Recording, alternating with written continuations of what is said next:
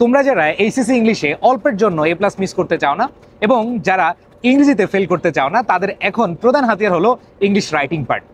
English writing পার্টের প্রায় 80 থেকে 90 মার্ক, আমি 80 না 90 মার্কই বলবো। যেমন ধরো তোমাদের প্যারাগ্রাফ, তোমাদের formal letter, informal letter, completing story, graph and chart এবং সাথে রিঅ্যারেঞ্জ, এটা মিলে প্রায় 80 থেকে 90 মার্কস তোমাদের হাতে আছে।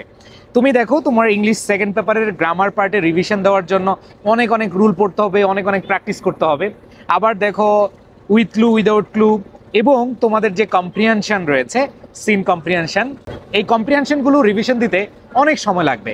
বাট তুমি জাস্ট ফরম্যাটগুলো যদি জানো এবং তুমি যদি সাজেশন আকারও পড়ে যাও, তাহলে কিন্তু তুমি রাইটিং পার্টে এই 90 মার্কের ভালো একটা মার্ক তুমি তুলতে পারবা।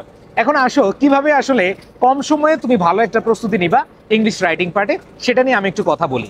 প্রথম কথা হলো, তুমি আগে ফরম্যাটগুলো জানো। যেমন ধরো ফর্মাল লেটারের জাস্ট একটা ফরম্যাট শিখো এবং ফরম্যাট অনুযায়ী লিখো। এখানে কিন্তু তোমার 2-3 পেজ লেখা দরকার নেই, তুমি জাস্ট 1 পেজ লিখেই তুমি কিন্তু 10-এ 10 পেতে পারো। অনেকে মনে করো যে বেশি লিখলে বেশি নম্বর রাইটিং পার্টে, না। ফর্মাল লেটারে 1 পেজে সুন্দরভাবে লিখে দিবা। এরপর আসে ইনফর্মাল লেটার। ইনফর্মাল লেটারে তোমার নাম্বার নিশ্চিত করতে হলে তোমাকে অবশ্যই যে খামটা আছে সেটা দিতে হবে এবং তোমাকে কিন্তু অনেক পেজ লিখতে হবে না।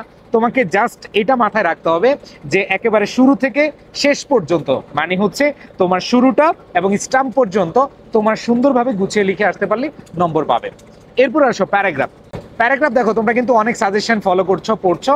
সরাসরি 100% কমন না পড়লেও তোমার কিন্তু এই কমন টপিকগুলো থেকে প্যারাগ্রাফ আসবে। তুমি যদি মুখস্থ নাও করো, মোটামুটি যদি বানিয়েও লিখে আসতে পারো, এইখানে কিন্তু ভালো একটা মার্ক তুলতে পারবা। এরপর আসো গ্রাফ অ্যান্ড চার্ট।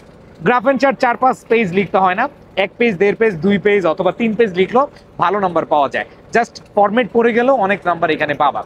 এরপর আসো রিঅ্যারেঞ্জ এবং কমপ্লিটিং স্টোরি। আমি সবসময় বলি তোমরা রিঅ্যারেঞ্জ এবং কমপ্লিটিং স্টোরি একসাথে পড়ো, তাহলে দেখবা যে তোমাদের দুইটার প্রিপারেশন হয়ে যাবে। তাহলে আমি যে কথাগুলো তোমাদেরকে এতক্ষণ বললাম যে রাইটিং পার্টে এখন প্রিপারেশন নেওয়াটা খুবই ইজি।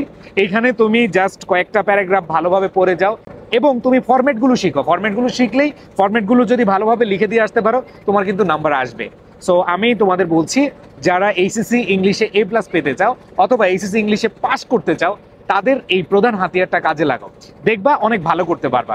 অনেকে আসলে কনফিডেন্স পাও না, বাট আমি তোমাদের বলবো কনফিডেন্সের চেয়ে বড় বিষয় হচ্ছে তুমি আগে 1 সপ্তাহ, জাস্ট 7 দিন তুমি রাইটিং পার্ট একটু প্র্যাকটিস করবা, তাহলে দেখবা যে তোমার এখানে প্রস্তুতি প্লাস হচ্ছে কনফিডেন্স সব কিন্তু গ্রো করবে।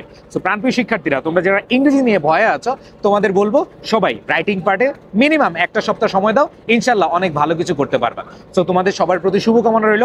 আমি যে ক্লাসগুলো নিয়েছি, ফরম্যাট দিয়েছি, যে পিডিএফ দিয়েছি, এই ক্লাসগুলো করো, ইনশাল্লাহ তোমাদের রাইটিং পার্ট সহ ইংলিশের এ প্লাসের সবকিছু পেয়ে যাবা। আর আমাদের যারা ফাইনাল রিভিশনে ক্লাস করছো, নো টেনশন, অনেক অনেক ভালো করতে পারবা। তোমাদের সবার প্রতি শুভকামনা রইল।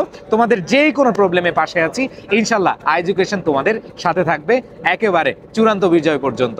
আল্লাহ হাফেজ, আসসালামু আলাইকুম।